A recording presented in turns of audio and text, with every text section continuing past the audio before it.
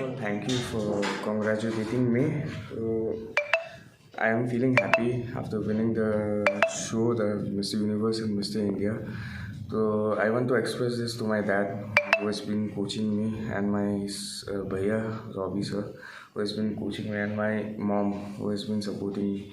These three are the pillar of my success. They have been always been supporting me from the starting. Until now, they are supporting me whatever steps I'm taking in the future or not. Whether I want to play this competition or that competition, they are always there for me, for guiding me and supporting me. It depends upon my dad and my brother.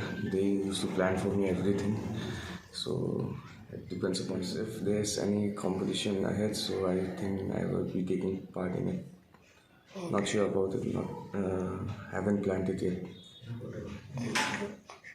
Thank you very much. Huh?